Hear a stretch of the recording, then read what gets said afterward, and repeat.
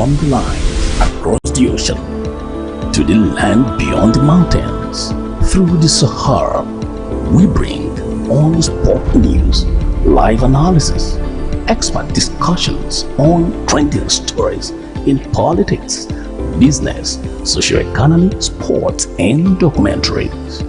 So catch all the updates on the happenings around the globe. Stay focused on the fact today, only on ATN.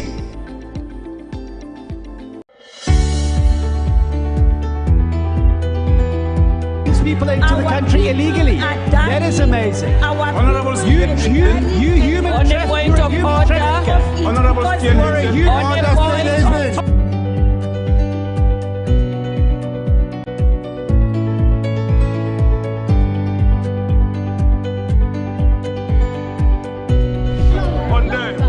they are not picking our calls. They made up their minds. So no agreement with the EU, but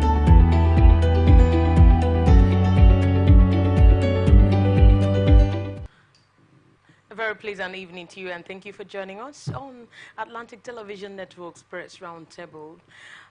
Press Roundtable is a convergence of media practitioners who dissect news and current affairs to provide the right balance. And today on Press Roundtable, we will be discussing River State 5 to die by hanging for murder of vigilante group. And in River State as well, we're going to look at rape. Rivers police arrest teenager for defiling 11-year-old schoolmate.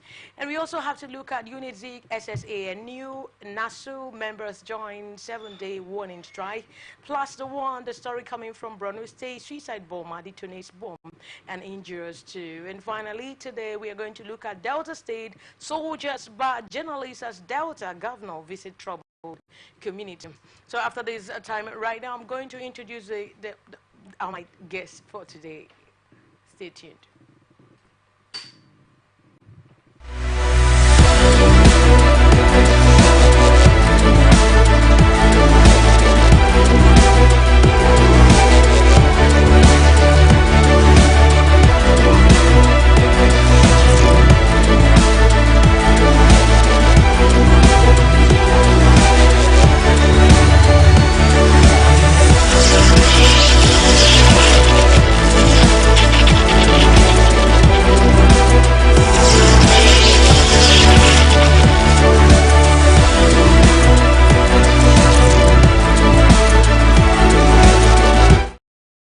From the lines across the ocean to the land beyond the mountains, through the Sahara, we bring on-spot news, live analysis, expert discussions on trending stories in politics, business, socio-economy, sports, and documentaries. So catch all the updates on the happenings around the globe.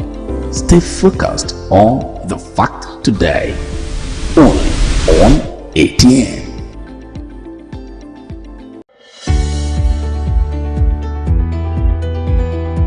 People into the country illegally. That is amazing. Honorable You human on the point of order. Honorable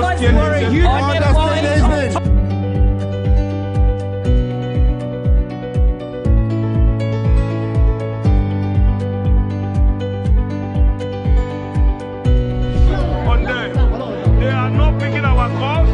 They made up their minds. So no agreement with the EU, but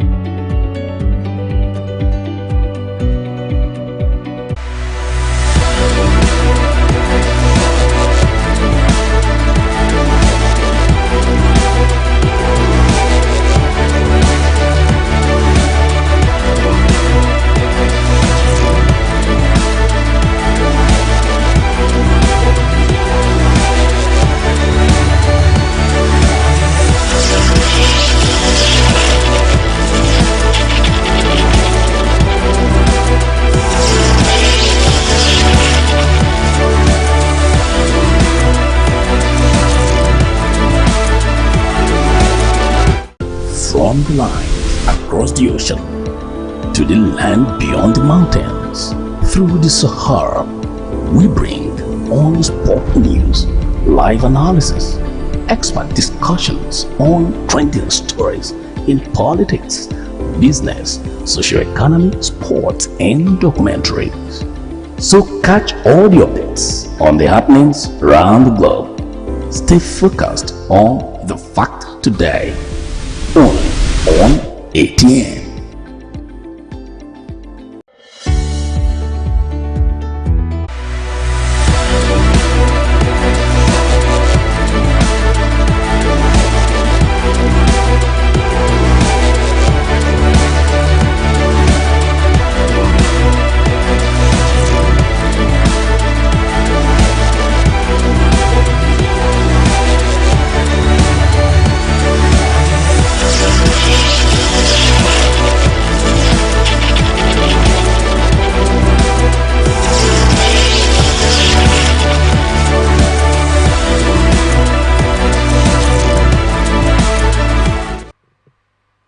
We're glad to have you back on Press Roundtable on Atlantic Television Network.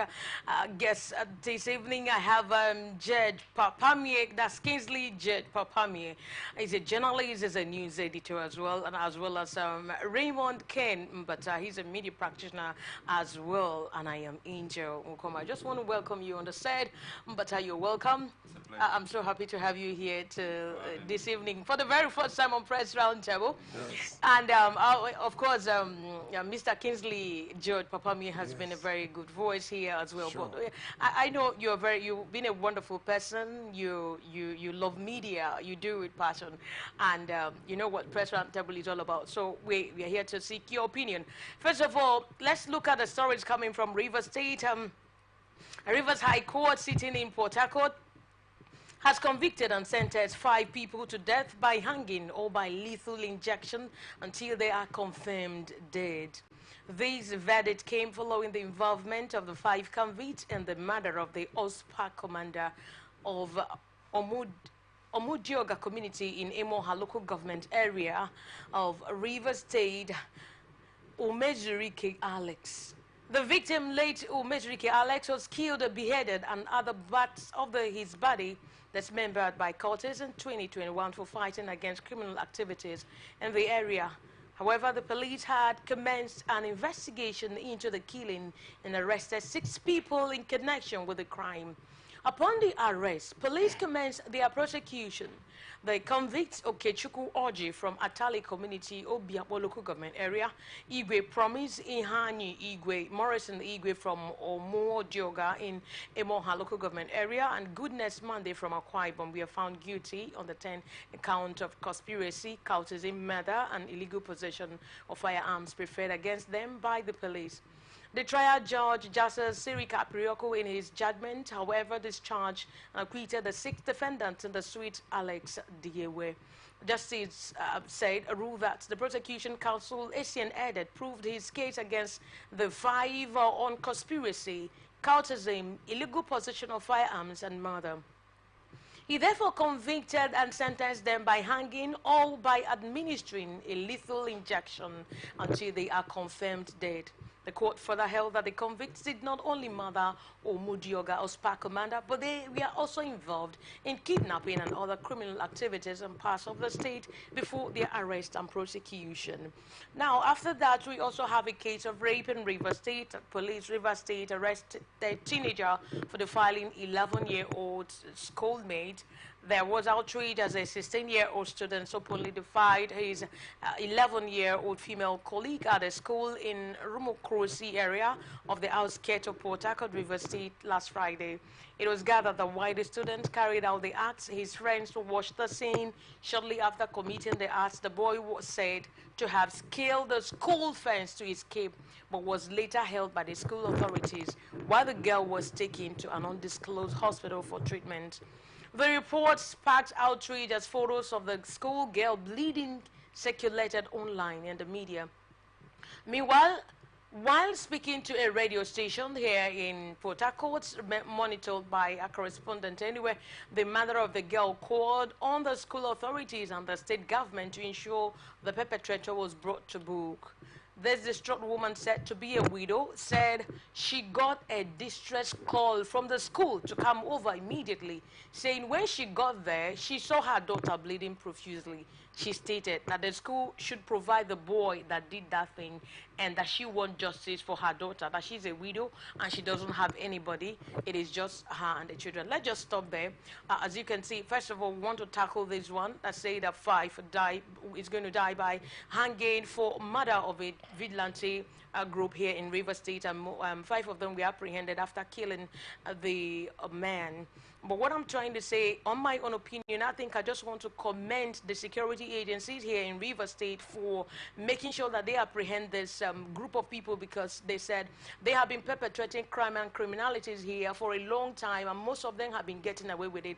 But this time around, luck ran out of them because they have a very good working security agencies who really make sure that they are apprehended and brought to book. Now, before we go into the story about it, so do you look at it as, I want to start with you, first of all, Mr. Raymond K. and Mbata. I want to see your opinion. What can you say about this, both them apprehending them sentencing them to death by hanging 5 of them because of the kiddy commandant of the OSAG? And to me, it's a welcome development. To me, it's quite commendable for the security agency. So apart from that, what can you say in regards to this whole thing that happened? I want to put my voice towards the issue concerning the insecurity in River State as pertains the question in hand presently. I want to first of all commend every other paramilitary agencies that have been working in tandem with the police in making sure that there is security in River State in particular and in Nigeria in general. And the killing of such a participant in security matters cannot be condoned, because it's just akin to killing a policeman, because these people work hand in hand with the police and supply information to the police, and in that capacity, killing any one of them is like someone that has an ill will for the society at large. Because why would you want to kill a vigilante person that is working in tandem with the police? It's because you don't want the person to be able to assist the society against such ills and ill makers of such a repute. And although the court has given their verdict, I cannot go in a prejudiced manner. I cannot speak against the court's sentences, and I support what the court did, although the manner of death might be questionable, because this is the 21st century, hanging and all that. This is not a Sharia country where we work according to the Old Testament ways of doing things. But in as much as it is a death, and the sentence, in as much as it has not been appealed against, if there is no appeal concerning the death of or the sentence handed over to these people that took the life of the vigilante member, I think it still stands. And I commend the River State government and the judiciary for standing their ground and making sure that the death of the vigilante member did not go without being punished, in order to give us a deterrence to every other persons, to make sure that any other persons working in tandem with the Nigerian police must be given that same accord, and their life is sacrosanct, because they are working in tandem with the community, in tandem with the society, to make sure that we all live at peace with one another. Okay. Thank you so very much, because you said it's going to serve as a deterrent to other people who are planning also to execute such it's really a very awful act and all of that. But let me come to you, Mr. Kingsley George Papami. What can you say about this? Do you think these people will stop?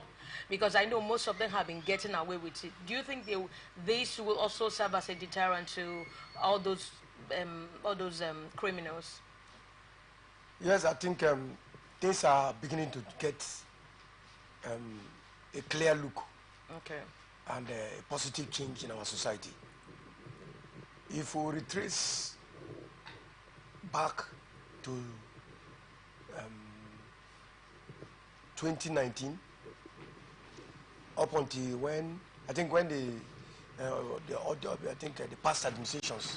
If we look at the past administrations, we can see where the government was totally absent and was totally quiet about cultism in the state until when the River State House of Assembly sat down, looked at issues, and evolved a court law that cultism should never exist in our society.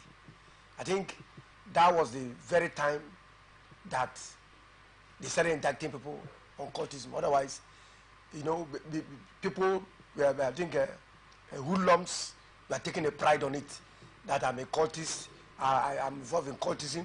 They were very proud about it, and they were using it to intimidate both politicians and other Nigerians. I think today the music is different because there is a law. If there has not been a law, there would have been no way the judiciary would have put these people on this kind of notice. But we are happy that things are beginning to change and that our society is going to be a better society. But for the ruling of the court, I think I endorse it very well, because it's not only going to serve as a deterrent, but it's going to let our youths know that if they involve in cultism to take some other people's life, they will also die. They will also die. And that it's not only the hoodlums or the gangsters coming out to show their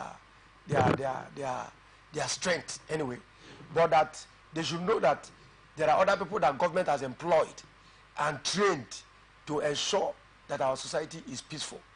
And that if they refuse to allow our citizens to enjoy the peace that they are expected to enjoy according to the law that is protecting everybody, they are still going to get more of these consequences. And that this is a stepping stone for them to understand that cultism will not make their life better. Cultism will not make them to have any good name. Cultism cannot take them anywhere, but cultism will destroy them. They should begin to understand it, that cultism is all about destruction. It will destroy whomever that is in the society, and it will also destroy them. Not only destroying them, but it will ensure that anything killing is absent. We don't want to hear it, because we are in a society where everyday orientation about how we are going to go about our lives, orientation about how we are going to survive, orientation on how people are going to be hardworking is everywhere. And people, even as I'm talking now, there are people that have not eaten for 2 days, they have not eaten for 3 days, all right? And those people did not carry gun to enter the streets to say they are going to kill people. No, you must have to ensure that you must understand that we're in a civilized society now, and a civilized society ensures that things are done properly, and they should anything cultism, anything that will bring about fermenting trouble in this society should end, because people are watching them.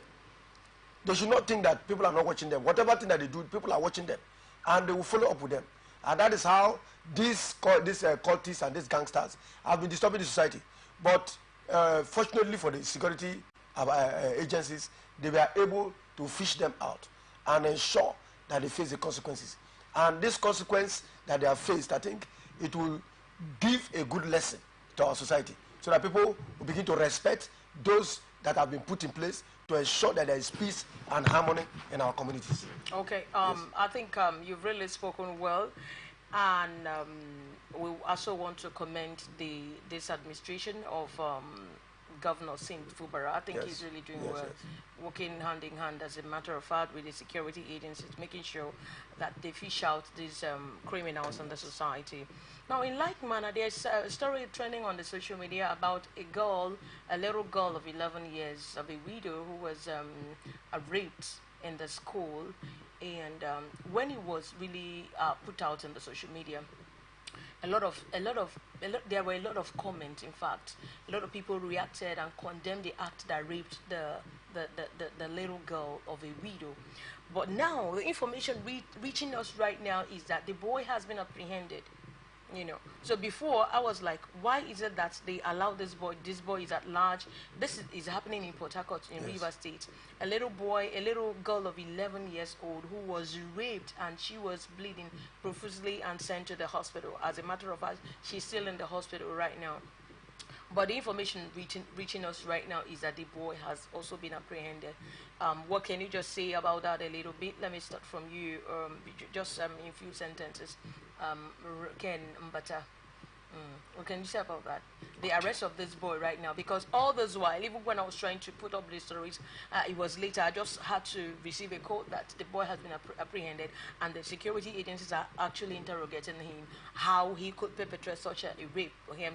He knew that it was really quite bad, and it's going to put the image of the school in a very bad light.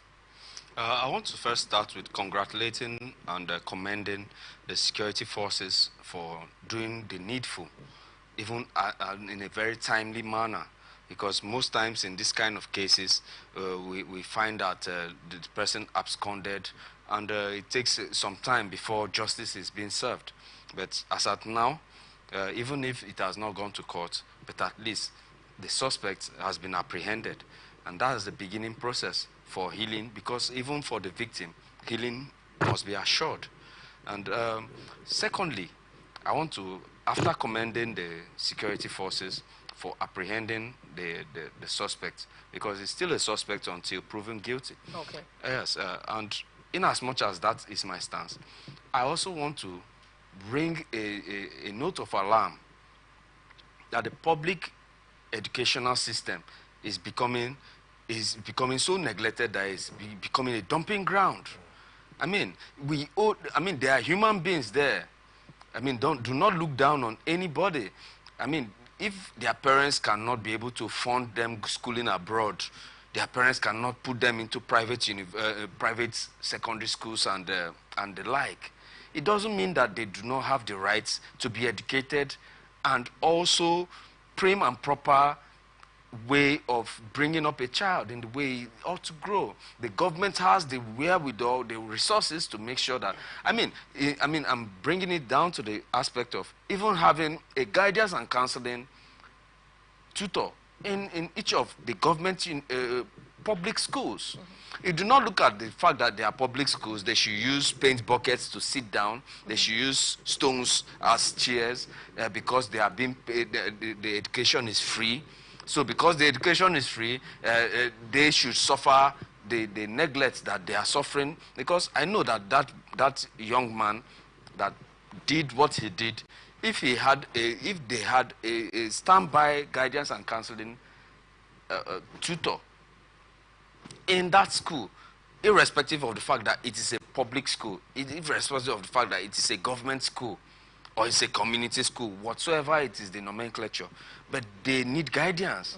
Because we get to see some kind of natures and attitudes in those places that we don't understand where it's coming from. And it should not be the norm because their parents cannot afford to send them to better schools. I mean, the government school should be a better school. I mean, guidance and counseling should occur in these places. If that guy had good sex education, he shouldn't have done what he did, because I think he did it out of peer pressure. He did it. I am not here to say that I am prejudiced to what the courts might have in hand, but at the same time, they at their age, they should be guided. That means in the family circle, that there is a need for them to give them sex education. No, let's leave the family. Let's leave the family circle. Okay. Let's leave the family circle. Okay. So you're not talking about in the school. You told them to bring their children to school. Okay. The school is functioning. Okay. So if they are in your jurisdiction, you should also give some little tidbits. Okay. Now let me go to you. Let me come to you, Mr. George Kingsley Papamie. What can you say about what he just said? Do you have any different opinion, or are you actually standing? Because I think I really agree with what he's saying, that the school should really concentrate on sex education so that they will be aware of what they will encounter with girls, and they will know what to do, where to go to, and where not to go to when it comes to aspect of relationship with girls. Yes, I quite agree with what he said, and I want to add. Okay. The point is this. Education is all about discipline. Education is all about discipline. And for a child to live his or her own the house of his or our own father's house or our parents' house, and then is going to school, it is expected that that child is going to study and to have more understanding about life. Now, I think the problem is coming from the school environment. Mm-hmm. That's where there's no proper discipline in that school environment. There's no proper discipline. In a proper and well-disciplined environment, it will be difficult for such a child, and during school hours, to pick up his or our own pair to go and do this mess. It's quite unfortunate. It's quite unfortunate that a girl of that age, all right, will leave her class, follow this boy to such a place to go and do this kind of thing. Which means that there has been a lot of lapses on the side of the teachers, lapses on the side of the school system. Okay. Because I'm trying to instill discipline in the children, because discipline will bring about fear. Discipline will bring about caution. It will bring about even the girl trying to expose what the boy is about, trying to lure into what she will be the person to go and report the first before following the boy. Okay. Because already the environment is porous, and the children are loosed, so they can do anything. That was why that boy had the opportunity to lure the girl, and I think it has come to the time when teachers should be doing their job, because if actually teachers at this time of when this thing happened are actually giving proper teaching and study and assignment to these pupils in the school, they will not also students in the school. They will not have the time to. All right. Let's not just flog that. Proper educational system. Yeah, that's okay, because we are all saying the same thing. They should be given proper education. System. So, exactly. So that at the time when they are free, they should be writing an assignment. Okay. They should either be doing an assignment, all right, or writing on something, or something that should be taking them, and also stern warning. Yes, stern warning about unnecessary attitudes and unnecessary activities should be strictly instilled in schools. All right. So I hope the school owners, the proprietors and proprietors, I hope they are actually watching. They have a lot to do when it comes to these students and pupils. They have to give them best education. But let's look at the stories that really happen in Nnamdi Azikiwe University. Academic activities were at standstill at the Nnamdi Azikiwe University, Oka, on Monday, as members of the Senior Staff Association of Nigerian Universities and non-academic staff of Nigerian universities of the institution, they joined the 7-day nationwide warning strike. The group said they are embarking on the strike to press home their demands as regards unfair treatment and disparity in the payment of salaries by the federal government. Members of the groups marched around the institution's campus while on enforcement to ensure compliance among their members. Speaking to journalists, the institution's secretary of SANU, Boni Ozon Kwako, said that they were in total compliance with the national directive to observe the 7-day working strike. Ozon Kwako said that as it stands now, all offices at the administration block, classrooms, faculties, departments of works, maintenance, security, and student affairs unit are all under lock and key, and that they will be the case, and that will be the case for the next 7 days until and unless the needful is done. On the other hand, the federal government is treating the non-teaching staff with disdain and impunity, and we are saying no to that. Members of the unions have not been paid their 2022 arrears. What we are begging today is a fight. What we are beginning today is a fight to survive the present Nigerian poor economic system. We want the federal government to know what we are passing through economically. We're also doing this to let President Bola Tinubu know that the university system in the country is decaying on a daily basis. Now, the union would go back to their toolbox and decide the next line of action should the government fail to heed the union's demands after the 7-day warning strike. The unions threatened to shut down hostels and power supply in universities across the country if the federal government failed to meet their demands before the end of Monday. Now, I hope you listen to that stories. Yeah, there's Unizik and Sanu and Nasu. Their members really want to join the 7-day warning strike. Do you think they're really this particular strike now they want to embark upon? Do you think they are going to really achieve what their aim is? Because they are complaining of being treated with disdain, with impunity, not being paid their arrears, and they are threatening to shut all over everywhere. Like today, they said everywhere everywhere was just under lock and key administrative blocks, and this goes down our educational system. I think it's going to affect it really bad way. But do you think what they are doing is a right thing? Do you think they are in the right direction of what they are doing in order to get this from the government? We've already protested before in the past. We've done a lot of protests. Now, if you would just oppose it with this present one, they want to embark, do you think they're going to get a lot of things? What can you say about that? I'm starting with you, Mr. Raymond. Oh, it's a two-way thing for me.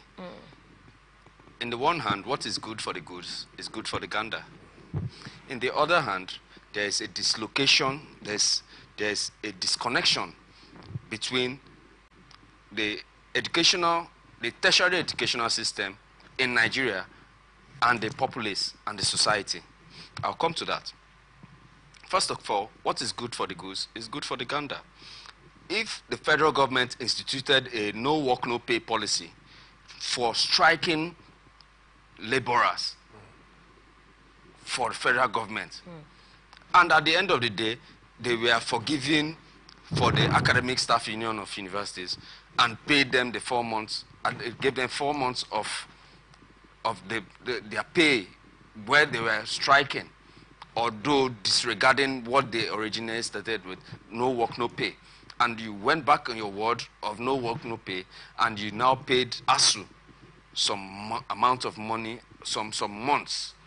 And you did not do the same for SANU and for NASU. It is only right for them to request that, please, do the same that you did for the goose, do the same for the gander. That's that for that. But on the other hand, we have suffered so much. Our educational system is not in connection. I mean, let us not even go into what we are even learning in school. Does it let us solve any problems in the society? No. We are being taught substandard education in Nigeria, so far as tertiary education in Nigeria is concerned. We come out from education in Nigeria, tertiary education in Nigeria, and not knowing what to do with the knowledge that we got from tertiary education. We have to relearn on how to be able to function in the society. Or are you asking to be paid for what you did not do? I mean, you're being paid for what is functional. You're being paid for what is working. Which of us can rightfully say that exactly what we were taught while we were in tertiary university, while we were in tertiary education, that we are now using it presently? We have to relearn, we have to unlearn and relearn what we are doing right now to function in the society.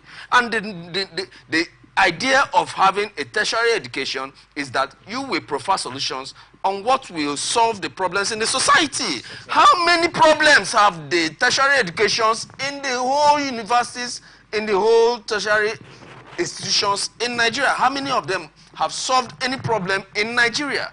None, nil, zilch.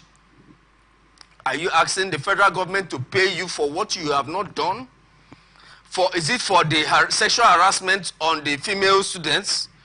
Is it for the bribery from the male students for them to graduate?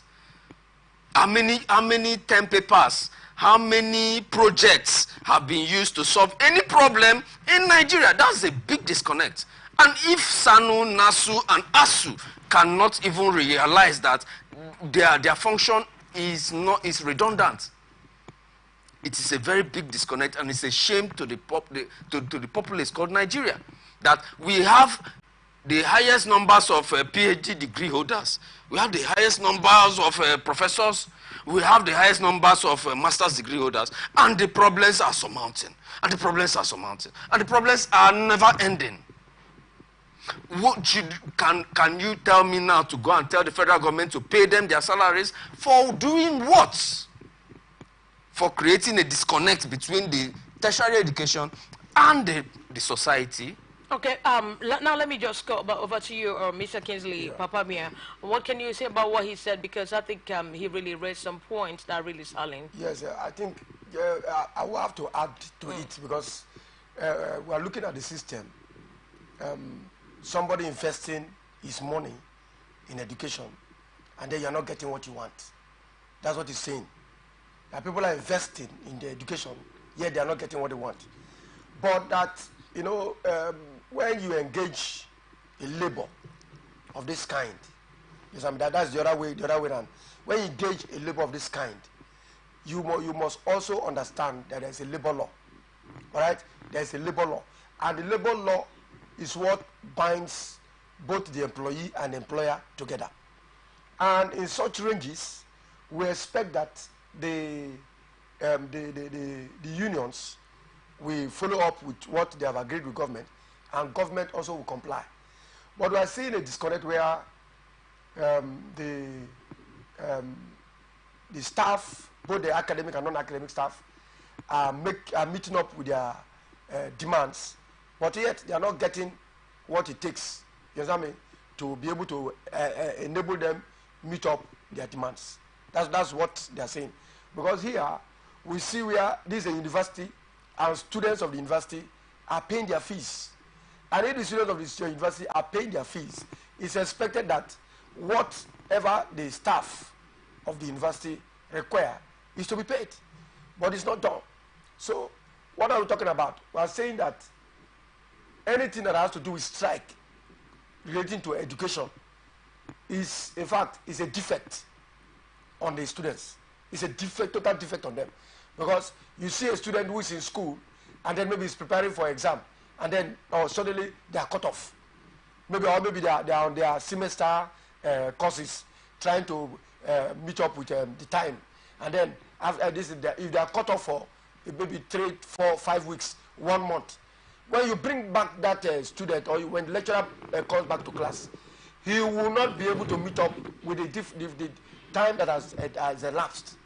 And you see the student worried about, and that's why we have half-baked graduates, and it becomes a problem. That's what raise again. But what we're saying here is that these people have worked, and they need to be given their due reward. All right, because I think a diligent worker, yes, I mean, deserves a reward, and if they diligently put in their best, they should be properly rewarded.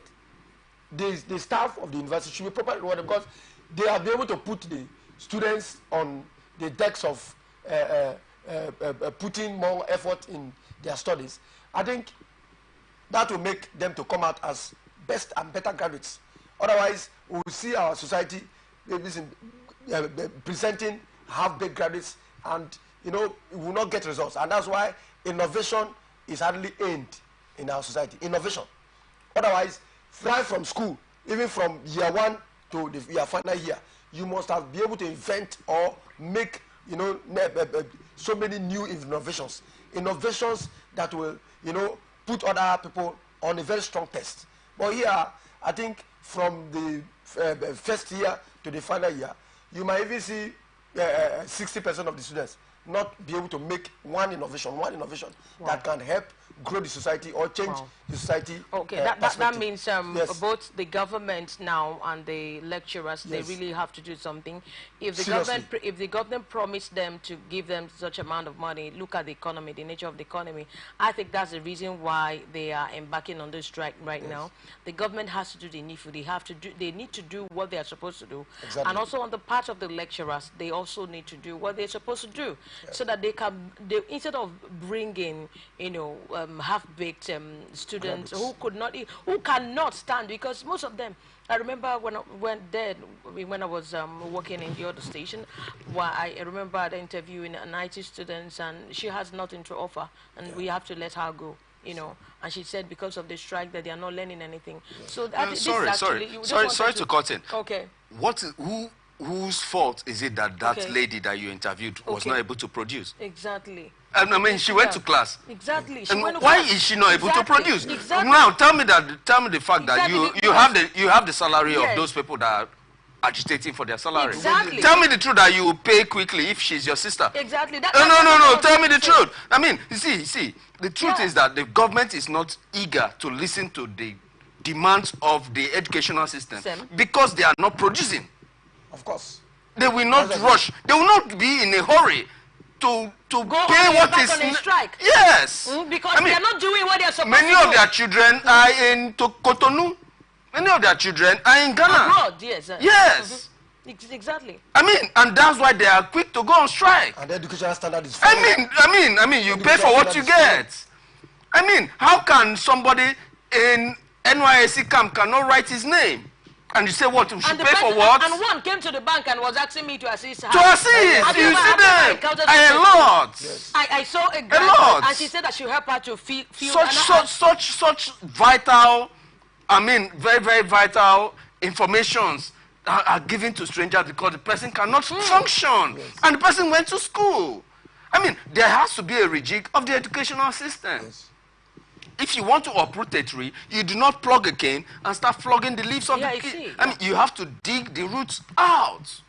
That's it. The educational system needs a rejig, whether we like it or not. Yes. I think they really have to go back and those in the sea stage, how it's overdue. Yes, it's overdue. Yes, they need to do something about it. I mean, we did some projects and some assignments in school that we did not know the reasons for it. And we came to the society now and we had to learn new skills. I mean, some of us did not see the computer until we graduated. And we are working with the computers now every day. It's appalling. Let us be sincere. Wow. Let us be sincere. There's a disconnect. And that's why the government is not eager to quickly pay. I mean, if the doctors go on strike, I mean, in the next 3-4 months, or in the next, 3-4 weeks, I mean, there's already, I mean, please, let's come back. I mean, even the Japa syndrome that's making many nurses and go, oh, please, let's see what we can do. But that is not happening in the educational system because they are not churning out complete graduates. And, so we are actually and this system always bring about bribery. Yes. Bribery and corruption. This is where it starts. Yes. Because when a student, has lost hope and confidence to read and to study, and you allow that student to leave that campus to go and look for what to eat. I mean, right from even stay there for 6 months. It even begins from the security man. Even the security man in the campus, they will bribe him to go outside. I'm telling you. So that they can go and do runs. Wow. For 6 months, 3 months, yes. to come back. I mean, and then after then, they will bribe their way through even the office. They will bribe their way even in the society. Yes. Okay, let's just briefly go on a short break. When we come back, we are going to look at a suicide bomber who detonated a bomb and injuring 2 persons. Just stay tuned. From the line across the ocean to the land beyond the mountains, through the Sahara, we bring on sport news, live analysis, expert discussions on trending stories in politics, business, socio-economy, sports, and documentaries. So catch all the updates on the happenings around the globe. Stay focused on The Fact Today, only on ATN.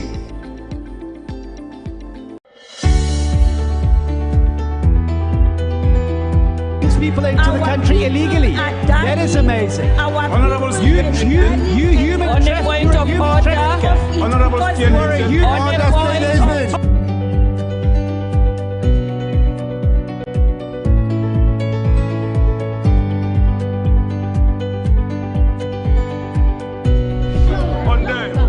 They are not picking our calls.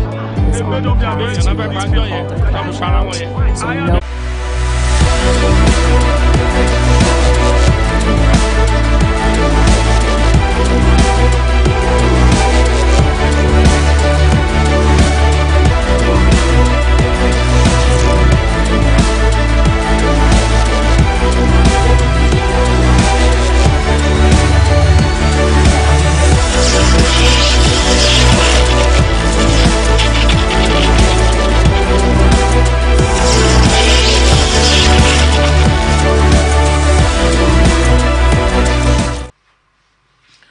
glad to have you back. This is Atlantic Television Network. The program is a Press Roundtable here. So let's look at other stories. 2 people have sustained varying injuries after a suspected suicide bomber detonated an improvised explosive device strapped to his body near a mosque in Biu local government area of Borno State.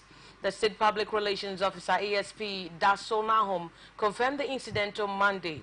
Nahum said the victims have been rushed to the hospital, as you can see there. He said the incident occurred about 8 p.m. on Sunday while the Muslim faithful were observing their night prayers.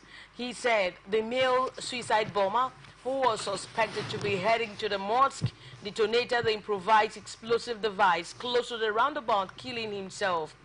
2 passers-by who were wounded by the 2 explosives were immediately rushed to a hospital for treatment. A combined team of security personnel were immediately deployed to the scene of the incident to restore normalcy. The police boss, however, urged the people to heighten their level of vigilance, especially during this period of Ramadan, when most Muslim faithful are observing late-night prayers. He said people should make sure that they are vigilant and should not hesitate to report any suspicious moves to the security agencies. Like we can see in that pictorial expression, we can see how the suicide bomber really detonated bombs and injured a lot of people. You see it caught fire. Now, what we are trying to say, this is Borno, and I know Biu local government area. When I did my youth service, it was very close to where I did my youth service. Around that area, a lot of Christians were there. And this is the period of their Ramadan, you know, and this is actually happening. But now the question is, look at what is happening in the north, this insecurity. Right now, we're also experiencing insecurity.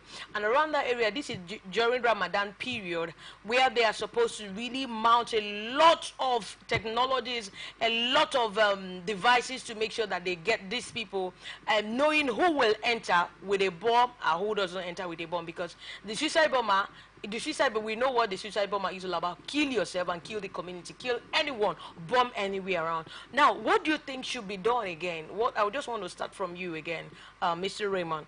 What do you think these people should do? Do you think they are really doing much as regards as in the security in the north? Do you think they are really actually doing well for us to hear this news? Because we had this, like, let's just say 4 years ago, that's when it came up, prior to the Chibok girls, before they apprehended them. So now, do you think they should do more thing, or the pace they are going is okay, or other things should be done? What do you think they can do more? As in, what do you think that they can do?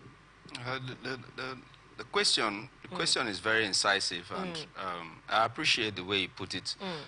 Being that you had a one-on-one experience in the north and Borno State in your case. In my own case, I did part of my youth service in Sokoto State, the seat of the Caliphate. So I at least have an idea of what Islam, and Islamic extremism entails. What we are dealing with now in this particular story is Islamic extremism. It's a very sorry sight. It's a very sorry tale, because not only the suicide bomber himself, but also even ardent worshippers of Allah are also affected. I mean, what's the end product? What's the game plan? Is the game plan that you are fighting against another religion to convert them, or maybe because in Islam you are not allowed to fight against any other person except the person stops you from worshipping Allah. And do you know, in that Biu local government in Borno State, Biu is the highest center. I did mine in Yobe State, and I did it in Polytechnic, and that's where I lectured there. But then Biu, that's Medugri, that's Yobe State Polytechnic. That's where I lectured when I was in my youth service. But because of ministry, we go to Borno and all of that. So the Biu is, the Christians are highly concentrated in Biu. A lot of mosques and churches. You know, a lot of mosques and churches, like you were trying to say something about that they don't fight their Muslims.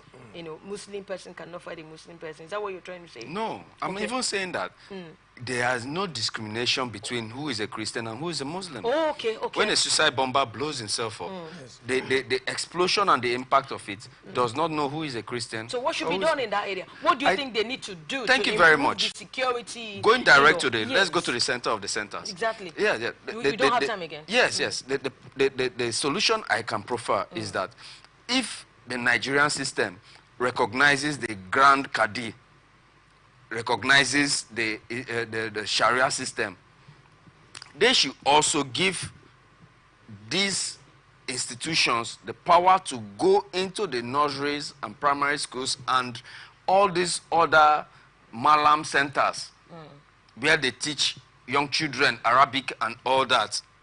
They should also let them understand about Islamic extremism. Okay. Yes, there should be that education as a course, compulsorily, if possible, followed up till the university level, if any child goes up to that point, to differentiate between Islamic terrorism and Islam as a religion. Because I cannot stay here and badmouth Islam. Yes. I cannot say that Islam is the creator or the purveyor or the instigator of what that suicide bomber did. But he had one or two people that misguided him. So there, the government should also put effort in making sure that decent Islamic education and also counter-terrorism education should be given to children right from the age they start knowing how to read the Quran. Okay. Yes. Okay, I think that's okay. Yes. Now, Mr. Gensley, one sentence. What do you really have to say as regards to that security issues we are really Yes, I talking think this suicide bombing took a very center stage during the leadership of ex-president Goodluck Jonathan.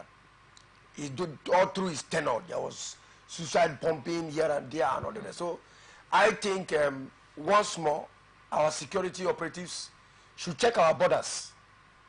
They should seriously check our borders because, you know, when people bring in these weapons. They bring in these weapons from outside. It's not here.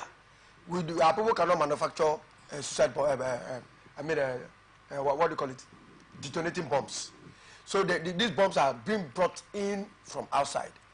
Security agents should put a proper restriction in our borders to ensure that they are properly checked. People coming into the country and then going out should be properly checked, because we have seen it today. I think in the next 3, 4, 5 days now, we'll hear alarm spreading all over again, because this one has shown us that there's something underneath, and there's security agencies need to come to the rescue of some citizens. That's one. Then secondly, I think the time has come when the federal government, I think they were saying that they were to recruit some personnel that will send to schools all around to ensure, to bring about the reduction of kidnapping and to secure our children in the schools. I think that will be another move to ensure that, you know, when they are doing that, they could also undertake surveillance to ensure that these activities are nipped in the bud. Otherwise, I think Nigeria is not safe again. I must have to say it very clearly. Nigeria is not safe. Looking at the strength of insecurity that is waving in every day. Every day there is insecurity, either from the right or from the left. Let the security agencies give themselves a plan. There must be a plan. If there is no plan, these security failures will not cease. I mean, look at other developed countries. If you look at their system, is that they don't talk anything about the protection of lives and property in their domains. They don't play with it. They are always ensuring that the citizens are protected. And these are the people that pay tax. All of us will pay tax. We pay tax to government to ensure that we are secured. And our tax should be properly utilized. And those people that are benefiting from our tax should ensure that they do the right thing. Because if they do the wrong thing will bring loss of lives and loss of property to our system. And I think everybody will be tired of the system. I think they should start helping us. The security system should help us. Okay. We want help. Okay, I just want to thank you very much. We really did justice to those issues. Mr. Raymond said they should encourage Islamic education in schools, Islamic extremism, you know, that so that they will know where to stop and where to go. Okay, I think this is quite really encouraging. And you talked about them checking the borders, the security agencies are looking into the borders. Those because you said that you felt that's your own opinion. That's your own opinion that they are bringing all this, you know, from outside the country. That means the security agencies really need to really do something. Well, that's the much we can take on today's Press Roundtable. Press Roundtable, we also come your way same time tomorrow. But you can stay connected on Atlantic Television socials. You can follow and like our page on Atlantic Television Network, and on Instagram you can also join us in Atlantic TV Net. My name is Angel Ngokoma. At this point, I want to appreciate my guests. I want to appreciate you, Mr. Raymond Kenbata. You've been very wonderful. Thank you so very much. I also want to thank you, Mr. Kingsley George Papamie. Thank you so very much. We're going to do this time, same time next week. Thank you so very much for coming. I just want to thank you. Thank you so very much for coming. Thank you. I appreciate it. So stay tuned and enjoy the rest of our program. Remember, at 9 o'clock, we shall be coming up with the global news. Good evening and stay with us.